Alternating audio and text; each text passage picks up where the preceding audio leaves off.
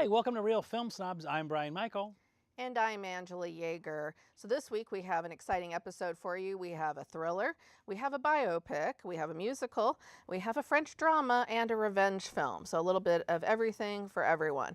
And don't forget to subscribe to our YouTube page. You just click that little bell, and then you'll get updates when new shows are posted. So our first movie this week, you saw a clip at the top of the show. It's Lizzie. This is a steamy thriller based on the famous 1892 murders in the Borden household. And of course, Lizzie Borden, the daughter, was presumed to be the murderer for many years. But it's a very famous case. Chloe Sevigny, an actress I really like and actually missed seeing on the big screen. Yeah. Liked her for many years, always appreciated her work, is finally in a starring role, where she is just wonderful in this performance as Lizzie Borden. And Kristen Stewart plays the maid who takes on a relationship with Lizzie in this very kind of contained, claustrophobic, very patriarchal household run by the father. And he is not a pleasant guy on multiple accounts. And so he kind of rules the house with an iron fist, getting the hatred of both his daughter as well as the maid. So a lot of people in the household have motive, shall we say. And the movie's not really a mystery in the traditional sense. It's not really framed that way. It's really framed as more kind of a I would say almost more of a character piece about Lizzie and kind of that, and it really gives you an idea of what that environment was like, what that house was like. There's so many wonderful shots in this movie, and the framing. You and I multiple times kind of remarked, we did see in the theater, it's showing here locally in Salem, as well as in Corvallis, and we were able to kind of murmur a few times. And No, we were by ourselves. We talked. Yeah. We talked out loud. Well, we're not. It was okay. I know we're not supposed to, but we kind of do sometimes. Yeah. But it was really, so many of the shots were just so well composed. But Chloe Sevigny, I wanted to point out her performance in particular. I thought she was really, really good, and they gave her some great dialogue. There's a lot of really great dialogue, and so what she just delivers with this icy, just kind of, you'd almost say, she would seem unsympathetic, except for we see what kind of environment she's being subjected to. And I think that makes her sympathetic. And I think this is very much a film for the modern age with everything that's going on, for women right now. This film is just as relevant as it would have been in 1892. Well, with Lizzie Borden, anyone from my generation, we remember Elizabeth Montgomery being in the television movie while we watched Samantha from Bewitched take an axe to her father and then wash off in a basin. It was very striking, and so I kind of was familiar enough with this from my memories of that, and I wouldn't say it was a steamy one. I would say it more smoked and smoldered in this one because maybe smoldering more than steamy. Because it isn't it's not explicit. There was one almost. Well, there is a scene, but the scene that led up to that was almost kind of a closeness here, where there's some interaction between two characters who find an attraction that was actually really put you on the edge of your seat there. I thought it was fine performances from Kim Dickens, who plays her sister, who only gets a small part, as well as the gentleman, James Sheridan, who played the father, who was very good. He always plays a good villain. I would have liked more. I really enjoyed the movie. I can certainly recommend it, but I wanted more of everything in this film. There's always a fine line of where you're supposed to go, where you leave them wanting more, just enough so that you really enjoyed this. And this one just wasn't quite enough. I wanted more of everything. There's a great scene where she's actually out. The whole movie pretty much just takes place in the house or in the barn. Mm-hmm. And so, thank goodness for low-budget films. So I didn't mind that too much. But when she was out, she has some interactions with the people, and you can kind of see what people think of her or what they say about her. Mm-hmm. And she turns and just slices and dices with words. And it's fantastic. I wanted some more of that. Yeah. With her father and the tension, the things that he was doing, I wanted some more of those things because of what happens to him. It's hard to find that motivation and be like, yay, go get him. It's pretty nasty. It's pretty brutal. And you really... I don't know. So I mean, I like the movie. I think it's a 3-star film.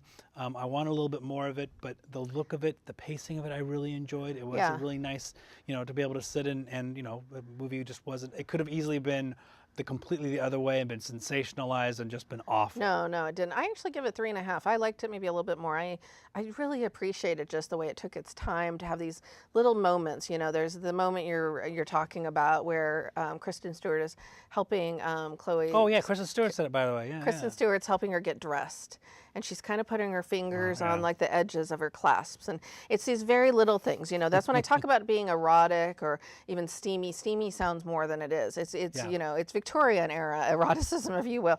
But I loved the way that the use of the fabrics and these women who are in these very confined outfits and how they are basically seducing one another and going through I just thought that was just wonderfully done, the way it was portrayed, and very elegant, and I enjoyed all the performances. So not a 4-star film, but very good. I can recommend it. Yeah, no, I thoroughly enjoyed it, and I could recommend it easily.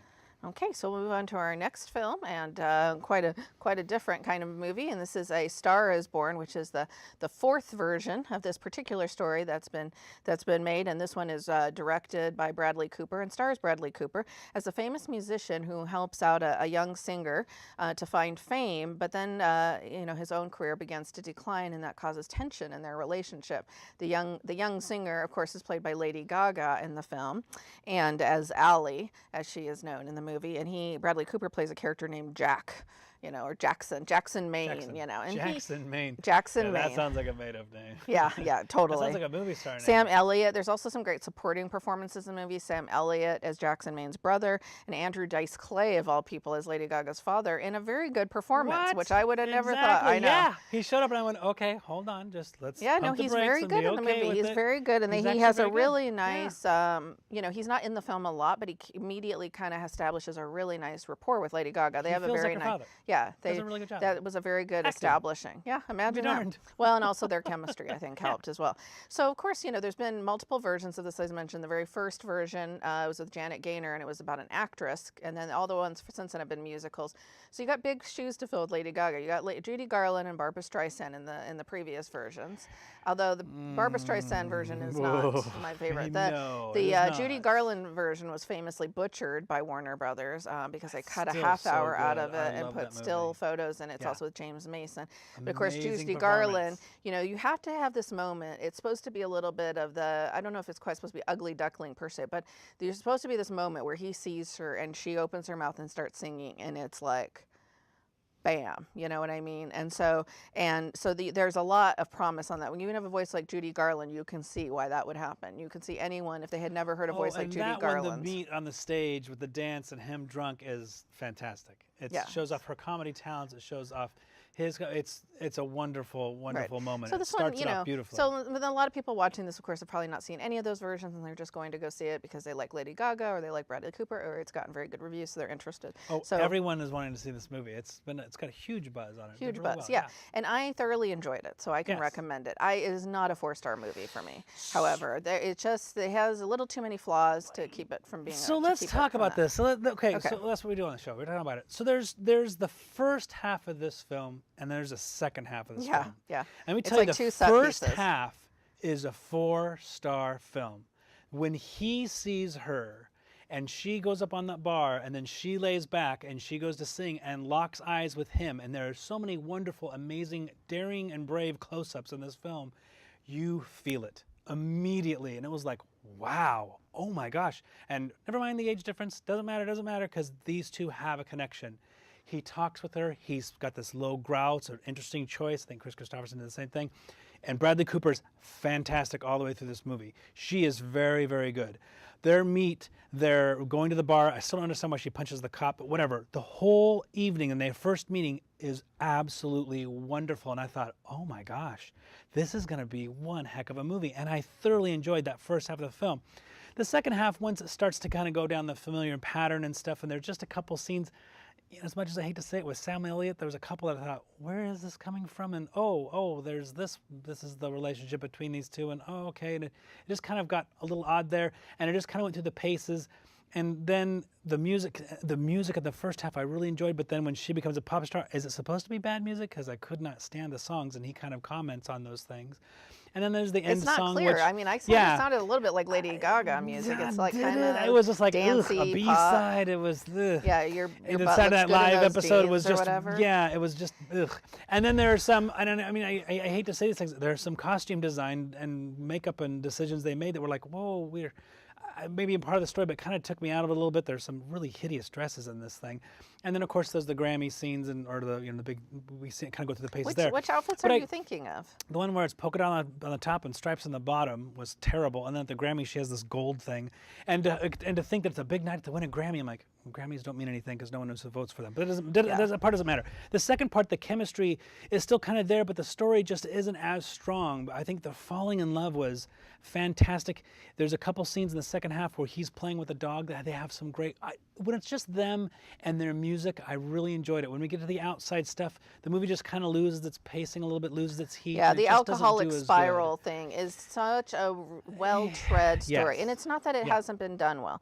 It's been done well in recent movies. One of my favorite films of this year that we didn't review on the show with Joaquin Phoenix is about a recovering alcoholic, and I loved it. But this one, because you've seen the drunk musician or drunk artist, and he's spiraling out of control, and he can't help to. Well, of course, you've seen it in 3 other Star is Born movies, Yeah. for the very least. So you just feel like that's such well-tread territory. I would say one thing about the music that I want to mention is that there's, for a musical, there's, the main song, their big song they Oh did my together. gosh, that's a all I've good heard in song. my head. That's a good. It's a won't go song, away. but for the most part, all of his songs and her other ones that she does as a solo artist, forgettable. It's pretty forgettable music. And for a movie that's riding on the music, I mean, there's music in almost every scene. You would hope. I know that every song is going to be a hit, but you could have more than one memorable song, especially since he's supposed to be such a huge star. Coming into it, Sure. he's playing to an arena, and But he's playing these songs that are Would you agree forgettable. though that I think the first half No, is I think the first half when they fantastic. establish and they have that nice scene Oh in my the parking gosh. lot, I thought it was really Love it. great. Then it goes through the paces of, oh, now she's getting really famous, and we can kind of see what's going to happen. Oh, she's kind of selling out a little. Now she's got backup dancers. The thing that I also thought was interesting is all the other Star-born movies were about sort of the music of their time, or kind of reflecting on that.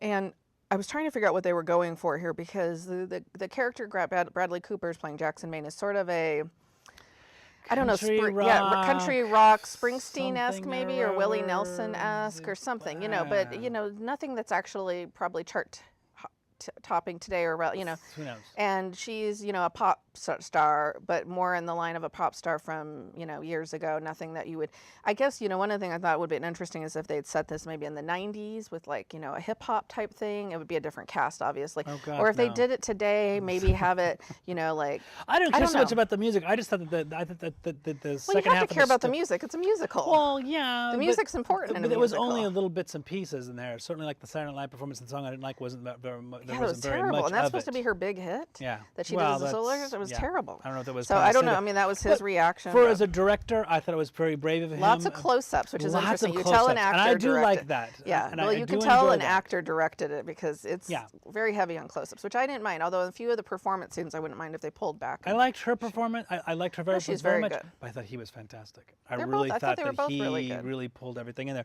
So this opened the weekend, and of course it was the big battle of the weekend with the Stars Born and the Sony picture Venom, and Venom of course won the big box office part. And I saw Venom, and I usually like those superhero movies. This isn't really a superhero movie. I went but out sure, on that's this one. I didn't fine. have to review it. And Yay. well, just kind of a side review. I really couldn't recommend it. I didn't think it was that good. It wasn't nearly smart enough or good enough for having a cast of Michelle Williams and Tom Hardy. Yeah, it was what like a let waste. them talk about anything. And Let them read the phone book. That'd be when more he's interesting. dealing with the duality, they could have done so much more. And I was like, just give us 10 minutes of amazing dialogue of them sitting down and him struggling with his duality and her trying to help him or talking through it or something like that, and then get back to the story of all of this. It was the good director of Zombieland, which I really enjoyed, but it just didn't work for me, and it was So you too can bad. recommend Star is Born over Venom. then, Yes. it sounds Oh, like. yes. What are you certainly. giving Sure, Star is sure, Born? Sure. Oh, I don't know. I'll tell you later after the show. You have to Let me think about that one. I think Yeah, about it's that like a one. It's 4-star like a first three- half, 3-star yeah. second So half. that's So you 3.5. split the- I don't That's know. 3.5. Okay. All right, so our next movie is from our Oscar list, which we have openly discussed as not our strongest list. It's just the different films that we've kind of been wanting to see, but have been nominated for Oscars or films that were nominated for Oscars that we kind of wanted to see because why were they, such a big hoopla? And this was from 1976. It was Bound for Glory during the 70s, directed by Hal Ashby. And of course, Hal Ashby was very big in the 70s. It's kind of overlooked a little bit with A Harold and Maude and A Coming Home, and certainly this film. And it's supposed to be a very big epic, and it tells the story of Arlo Guthrie. Woody Guthrie, and played by David Carradine. Oh, that's the son. He's in it too. But anyway, so it tells his story of how he's going from, a humble, going from the Dust Bowl and going over to California, and then getting involved with the unions and trying to bring unions about to all of the workers, all the while singing his song. And then at the very end, after 3.5 hours, 2.5 hours, I don't know, along, it felt like a long then he goes time. to New York, and that's when his career actually ended up taking off. So this is before all the exciting before stuff all the happened. Yeah, I was able to sit through the film. It wasn't a bad film. I actually liked this film. It was a little too sprawling and long for not getting to the real meat of what he was doing, because it's kind of him going through singing songs, wanting to bring in unions, singing songs, wanting to bring in unions. It was kind of a little repetitive, I thought. It did have Haskell Wexler as a cinematographer, so it was supposed to be a really good-looking film. But as you've mentioned many times before, in the 70s when they were doing the past film, they had a weird haze. I call it the gauze look. It looks like you're looking through a veil or something. And when it's supposed to be epic, of course, I'm the epic guy over on this side. I'm watching with, Lawrence Arabia, of course. You look at these big, huge, vast, and they would kind of do that somewhat with the big groups of people out in the fields, and it just didn't feel that way. It was, even... I wouldn't have known this was his cinematography, Haskell Wexler. I would not have recognized it either. It didn't strike me like. So it's trying to go for these big, huge things with these little tiny songs. Well, not little tiny songs, but I mean very simple songs in terms of the complexity of the music itself, and it just kind of is a weird little mix there. And if it would have been an hour and a half, maybe 2 hours there, and kind of pulled in and tightened up a little bit, it would have been a little more appealing, I think. But I liked the movie. It got a lot of nominations, which was kind of odd and the only thing it won to me. for, I think, was Haskell Wexler, which I think was more of a makeup award for cinematography. Yeah, I actually can't recommend this one. I'm giving it 2 stars.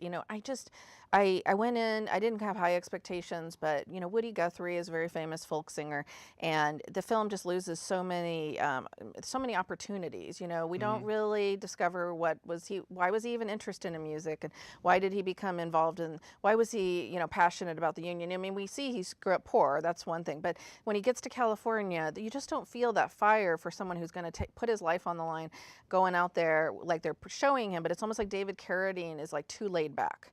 He's like playing, he's extremely laid back in this role. So he's just like showing up to these union things, and maybe they're going to come in and do some violence against them, and he's just like, oh, okay, I'll just play my guitar. And I don't know, it's just it's so passive. And then, like you said, it goes on what seems like forever. A lot of his most famous songs aren't in the movie, which is fine, because it is one of those biopics that they do a lot now, where they just pick a time period and they go with it, which I'm not necessarily opposed to, but you got to make that part of his life interesting, or make it a little bit more compact. I don't think it needed to be 2.5 hours. So. And it just, there was a lot of times where I was sitting through the movie, I'm like, oh no, they get on the trains. You got to be real careful because there's cops coming out there, and you're like, what? I'm like, oh, there's cops coming out there. They're going to beat him. They're going to shoot him. This is what the things are going to do to him. Da, da, da. It was pretty much. It happened. Oh, then it happened. Well, I've seen Grapes of Wrath and other movies, so there was nothing really surprising in that. I mean, if you've seen Grapes of Wrath, you kind of have seen this movie, and Grapes of Wrath. A lot better. Yeah. But I mean, it's John Ford. But and I didn't really get into the music as much as I would have liked to have, and it really ever shows. Can't once a movie show how the inspiration works for an artist, that they see this? Frida kind of had a little bit of that, where you actually see where the inspiration came from, and they did that, and they showed the art. I always want them to do that, whether it was Chaplin or Woody Guthrie or any of those, the songwriters, and show them where it kind of came from. I actually think 8 Mile did that. It was a film I didn't recommend, but that kind of showed a little bit more about that. I'd like to have seen more of that. So 3 stars for you, I 2 liked stars it. for me. Yeah, it was good, but I can't recommend it. I think you put it on the list. I don't think I did. It was you.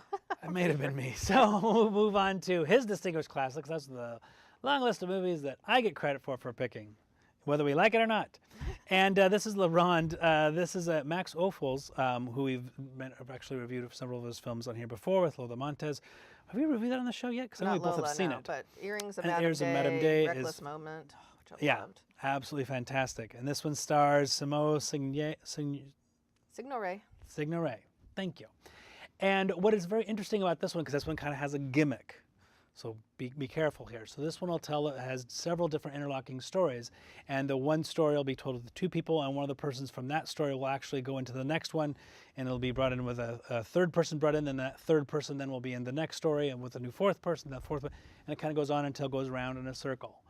And most of the stories I really enjoyed, so I really liked. A couple of them I don't remember at all. Yeah, I know. Not at all. And this one I had trouble a few times keeping my eyes open. So yeah, the interesting about this is because it's a beautiful black and white, but when you're having so many different stories, I always think of the brilliance of Traffic, the film Traffic, when they went to the different stories and he did the cinematography and differently in all of them. So they all had their own look, and I think maybe something like this that might have helped. Even though it's like the same. It's all exactly the same. It's all French people in the same time period too. So there's not even different outfits. So after a while, I was like, oh, French people Are we in a different again. movie now? Yeah. Oh, this is a different story? This is a different guy. Oh, no. Another thin man with a mustache. Okay, I'm trying to keep track of what's going on in this film. So I like this movie. I could certainly recommend it. Not that I'm saying all for French look alike, but they do sort of in these movies. Well, people in black and white was yeah. But anyway, so I can recommend it. It's a 3-star movie for me. You think so? You think just three? Just 3 for me. To me, it's partially Max Ophuls. Like, I think if we hadn't seen his other films, but I was coming into this, I'm like, okay, he's Reckless Moment, Letter from an Unknown Woman, Earrings of Madame Day. These are masterpieces. Yeah. And then I saw this and I was like, oh, okay, it's okay. But I don't know if I'd want to watch it. Oh, you know what? Yeah, okay, so I don't know. Yeah, I would have to say 3 stars because this is the movie we watched. I went, hey, I've seen this before. You saw it twice and you didn't remember. Right. Oh, see, and Max Ophuls, when I say Reckless Moment, Joan Bennett, James Mason, you remember. I mean, he's made some masterpieces. Yeah, that's right. We watched this like a month or so ago. That's right. I did watch it. Yeah, hey, I've so when you compare it to his other movies, yeah. Okay. Okay. I've talked you into a 3-star one. Okay. But we can recommend it if you're a fan of Max. I would recommend starting with all those other movies we mentioned first. The Reckless Moment, Letter from an Unknown Woman, Earrings of Madame Day, Lola Montez, any of those. Why don't you start with the weaker one and just get through it, and then it gets better. Well, if you're going to watch all of this, but if you're like not. Star is Born. Well, that first half was fantastic. Never mind. But not everyone's like us and watches everything. So if they want to just pick a few Max Ophuls films. Okay, so we'll move on to the next one, which is her fresh picks. This is my list. And these are recent films that came out this year that we missed in the theaters, or perhaps they never came to theaters where we live here in Salem. So, and this one is actually a feature-length directorial debut, and the movie's called Revenge, and Revenge is exactly what the movie is about. It is a revenge kind of horror flick of sorts about a young woman who seeks revenge on 3 men who leave her for dead. And they do some other really horrible things to her before that, which I won't get into because we're on in prime time. So this is definitely a rated R movie, so I will put that out there. It is done in a very stylized fashion. So this film is very opposite of what we've talked about recently, because this is a very stylized film. It's done in sort of a B movie horror camp style, really over the top at times. Lots of interesting uses of lighting, kind of like this neo, like electronica 80s score. I enjoyed it. I can recommend it. Oh, of course you did. I know you did. It is over the top. At the end, I've never seen so much blood come. Oh, the blood they were having so much people. fun. It was all around the house. Like, no, they would both be dead. There's not that much blood in the human body. No, this is more of a fantasy. It is not realistic. And there's a couple of, if you like that kind of violence, where something is sticking through somebody and they've got to pull that out and they've got to Rambo. And then the blood shoots out. Yeah. That's the kind of stuff that if you like that, then this is certainly. I would say if people like Tarantino. They might like this movie. Tarantino loves this movie. I guarantee. I don't know how many times I showed her feet, but trust me, he absolutely loved this film. And I very stylized. I did enjoy it. When she is assaulted, let's just say, I appreciate the fact that they didn't show that. Yeah. Boy, they showed the other violence against the guys, and I was like, that's not a problem. We get with the that idea so of what much. happened to her enough. We don't need to see that. They actually play the audio, which is enough. Yes, that's plenty. And some of the visual of the phoenix. That ended up on her stomach from the beer. Was it a beer can? That got burned into. It was like a beer, some sort of beer logo. Not burned into her, but it was. You kind of have to see. Oh yeah, it's there. really over the top. Really, I mean, I'm not pretending this cool. is a subtle movie by any stretch of the imagination. How she survives what happens to her was ridiculous. There's no way. It's not realistic. No. But The thing is about the main actress is, at first I wasn't sure because it's very, at the beginning she's flashing everything. She's wearing these short shorts, and I was kind of like, where are they going with this? I wasn't sure at the beginning. Are they, because I knew something bad was going to happen to her. So I was, and I didn't know it was a female filmmaker or anything about it. So I was like, are they going to try to pretend like, oh, she kind of was asking for it, or because we've kind of seen these things in foreign films before. Sure. They have a whole genre. There's a whole genre of what they call rape revenge films out there, people. Which is sort of awful if you think about it. And so, but this woman, this director, Coralie, and I'm going to mangle her last name. I think she's French, Fargeat. I'm just going to say it in a kind of an accent that will sound it. But Coralie is her first name. She really wanted to turn that genre on its head and do that from the female perspective. And boy, does she, because it is all about this woman getting back at these guys. But first, you do have to see why she wants to get back at them, because what they do is pretty horrendous. Yeah, and if you're a gun aficionado, I don't know what, I think it's used for hunting elephants, and she's packing that thing, and boy, I tell you what. She just becomes stronger and stronger and stronger as the film goes on. And performance is tough. For a first-time film, I thought it was pretty confident filmmaking as well. Oh, yeah. Because I looked her up, and she's only done a couple shorts before this, so first-time feature length. Pretty confident filmmaking. So I'm giving it 3 stars. I don't think it's a masterpiece, but definitely a lot of fun, and especially if you're into that type of thing. If you like kind of gory. Which you think is a horrible genre, but you're recommending this movie. Well, I've seen some decent ones in this genre, but a lot of them are made by men, and they're very exploitive. They linger. I think I'm not saying for sure, but I think a lot of male filmmakers would have shown the assault of what happens to her. And I think it was this director's specific choice not to show it. Yeah. And instead to show us what she does to them instead, which was much more enjoyable. So to wrap up, we had Lizzie, which we both recommend. A Star is Born, we both recommend. We have a lot of recommendations this week. Brian mentioned Venom, which he did not recommend. Ronde, we both recommend. Bound for Glory, we split on. Brian recommends, I don't. And Revenge, which we both recommend. But which one's the big one? What's our big recommendation this week for you? If you had one film. Oh, From Another Face, that movie we watched. No, we're never reviewed that yet. We haven't reviewed that. Because that From movie's this totally movie, freaking me out. That's all I could think about. Okay, so my big recommendation this week is Lizzie. I say go catch it while you can. It's not going to be in theaters very long. The first half of Star is Born is amazing. First half of Star is Born. Boy, I don't know when exactly you need to stop, but at some point in time, just. It's also another one that's a little too long. It's about 2.5 hours. So, okay. So as always, you can check us out on our website at realfilmsnobs.com. You can check us out on Twitter and on Facebook. Again, subscribe to us on YouTube. You can listen to us on KMUZ and watch us not only here on CCTV, but also in Corvallis and in Silverton. I'd like to thank our wonderful crew and our sponsors for supporting us. Have a great day and great movies.